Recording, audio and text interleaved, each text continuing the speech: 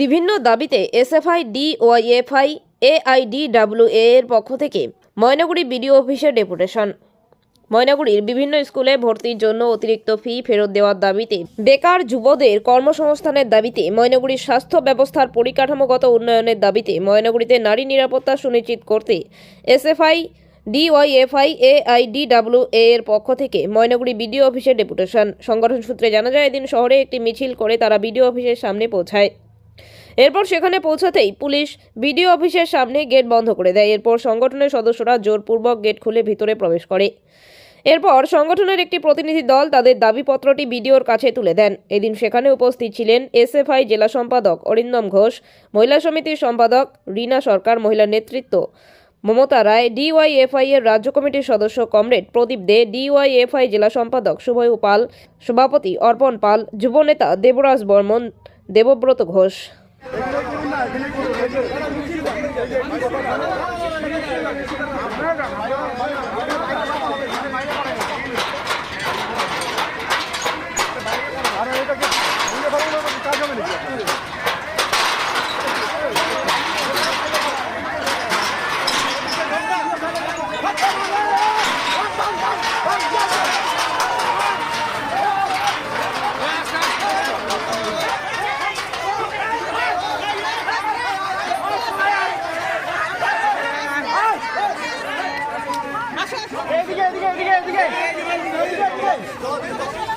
ইয়ার কি পাইছে নাকি ওরা?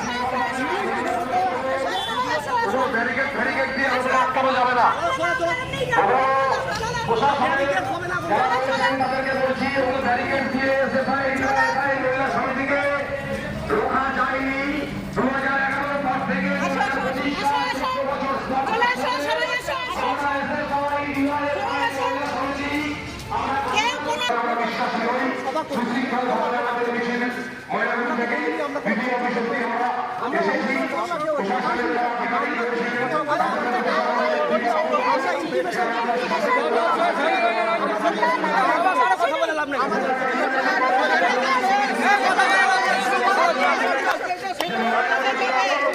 আগামী দিনেও যখন আসবে, আগামী দিনেও পারবেন না।